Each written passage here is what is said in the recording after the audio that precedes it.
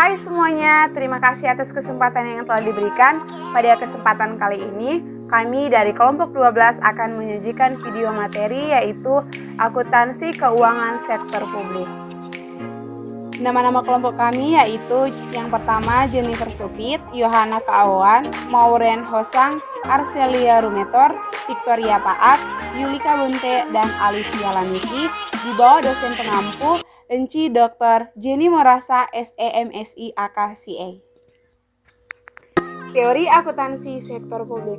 Akuntansi sektor publik dapat diartikan sebagai mekanisme teknik dan analisis akuntansi yang diterapkan pada pengelolaan masyarakat dan di lembaga-lembaga tinggi negara dan departemen-departemen di bawahnya, pemerintahan daerah, BUMN, BUMD, LSM, dan yayasan sosial maupun pada proyek-proyek kerjasama sektor publik dan swasta. Menurut Mardiasmo, teori akuntansi dibagi menjadi 3 karakteristik dasar. Yang pertama, kemampuan untuk menerapkan atau menjelaskan fenomena yang ada atau the ability to explain. Yang kedua, kemampuan mengendalikan fenomena atau the ability to control given phenomena. Dan yang ketiga, kemampuan untuk memprediksi atau the ability to explain. Sistem dan prosedur akuntansi sektor publik. Sistem akuntansi pemerintahan daerah meliputi serangkaian proses atau prosedur, baik manual maupun telekomunikasi yang dimulai dari pencatatan, pengelolaan, dan peringkasan transaksi dan kejadian keuangan, serta pelaporan keuangan dalam rangka pertanggungjawaban pelaksanaan APBD yang berkaitan dengan pengeluaran pemerintah daerah. Sistem akuntansi pemerintahan daerah dibagi menjadi 4 rangkaian, yaitu yang pertama proses akuntansi pemerintahan kas, yang kedua prosedur akuntansi pengeluaran kas, yang ketiga prosedur akuntansi selain kas, dan yang terakhir prosedur akuntansi aset. Selanjutnya, standar akuntansi sektor publik.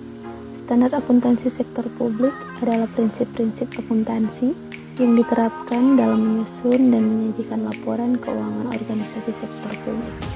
Standar akuntansi sektor publik memberikan kerangka demi berjalannya fungsi-fungsi tahapan siklus akuntansi sektor publik, yaitu perencanaan, penganggaran, realisasi anggaran, pengadaan barang dan jasa, pelaporan, audit, dan pertanggungjawaban publik.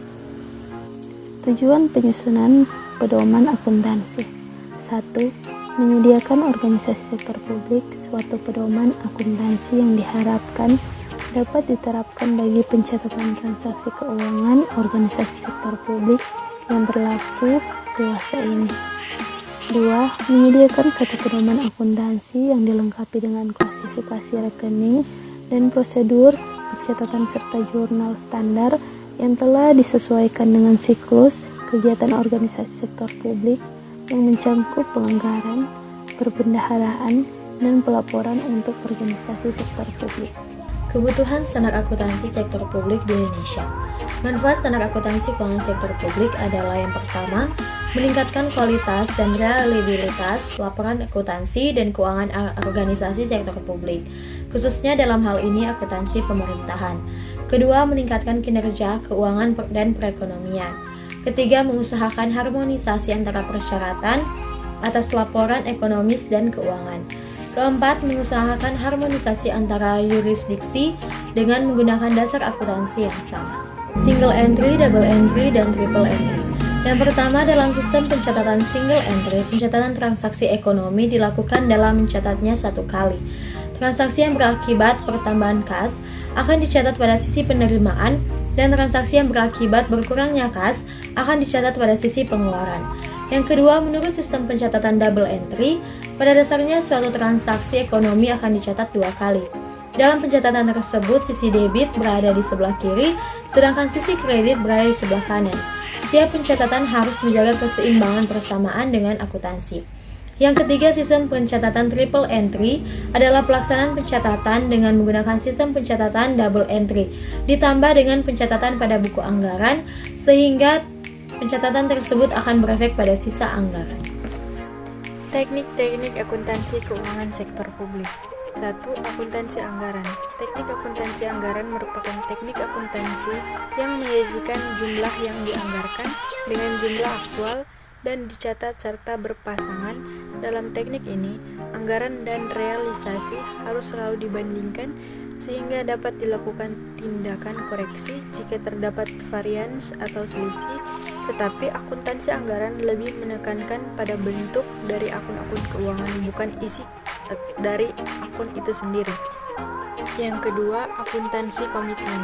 Akuntansi komitmen adalah sistem akuntansi yang mengakui transaksi dan mencatatnya pada saat order dikeluarkan. Akuntansi komitmen dapat digunakan bersama-sama dengan akuntansi kas atau akuntansi akrual. Tujuan utama akuntansi komitmen adalah untuk pengendalian anggaran. Berhubungan dengan fungsi utamanya, maka akuntansi komitmen berfokus pada pesanan yang telah dibuat. Yang ketiga, akuntansi dana. Akuntansi dana digunakan untuk mengendalikan dana yang terikat atau dibatasi penggunaannya, sekaligus untuk menjamin adanya ketaatan dan persyaratan yang ada.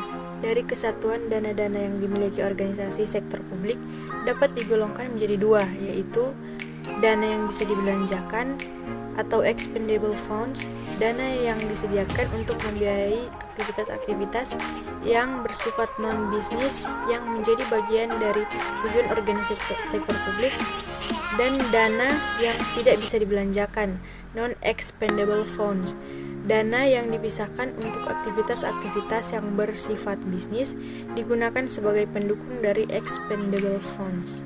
Teknik-teknik akuntansi keuangan sektor publik. Yang keempat, akuntansi kas. Penerapan akuntansi kas, pendapatan dicatat pada saat kas diterima dan pengeluaran dicatat ketika kas dikeluarkan. Kelebihan basis kas adalah mencerminkan pengeluaran yang aktual, real, dan objektif.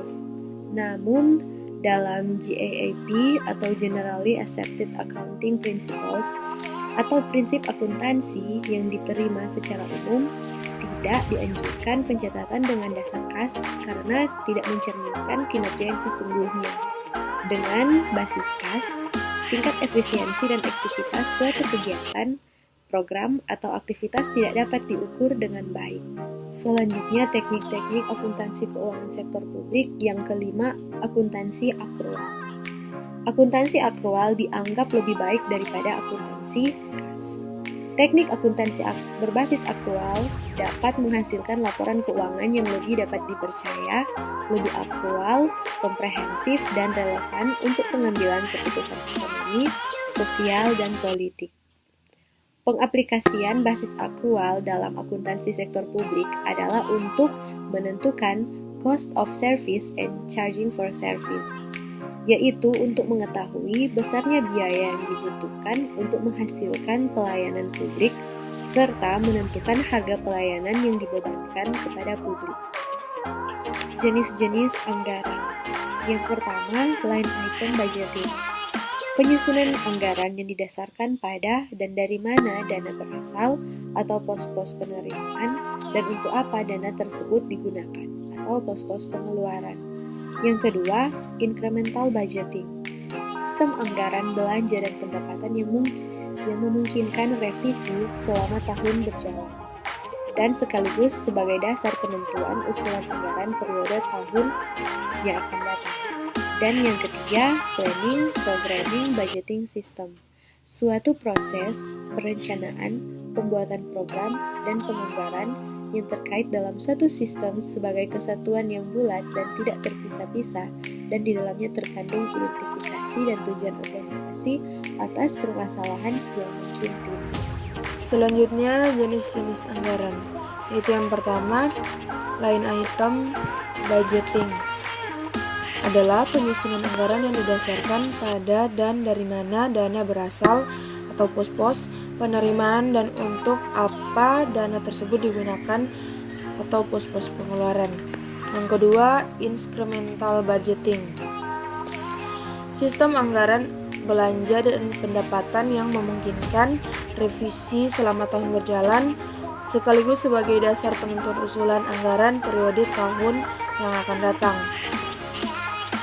Yang ketiga, planning, programming, budgeting system adalah suatu proses perencanaan, pembuatan program, dan penganggaran yang terkait dalam suatu sistem sebagai kesatuan yang bulat dan tidak terpisah-pisah dan di dalamnya terkandung identifikasi tujuan organisasi atas permasalahan yang mungkin timbul. Selanjutnya, zero-based budgeting adalah sistem anggaran yang didasarkan pada perkiraan kegiatan, bukan pada apa yang telah dilakukan di masa lalu. Performance budgeting, sistem penganggaran yang berorientasi pada output organisasi yang berkaitan sangat erat dengan visi, misi, dan rencana strategis organisasi. Dan yang terakhir, medium term budgeting framework atau MTBF adalah suatu kerangka strategi kebijakan tentang anggaran belanja untuk departemen dan lembaga pemerintah non-departemen. Prinsip-prinsip penganggaran. Yang pertama, demokratis, yang berarti anggaran negara, baik yang berkaitan dengan pendapatan maupun yang berkaitan dengan pengeluaran, harus ditetapkan melalui suatu proses yang mengikutsertakan sebanyak mungkin unsur masyarakat, selain harus dibahas dan mendapatkan persetujuan dari lembaga perwakilan rakyat. Yang kedua, adil, yang berarti anggaran negara haruslah diarahkan secara optimum bagi kepentingan orang banyak dan secara proporsional dialokasikan bagi semua kelompok dalam masyarakat sesuai dengan kebutuhannya. Yang ketiga, transparan, yang berarti proses perencanaan, pelaksanaan, serta pertanggungjawaban anggaran.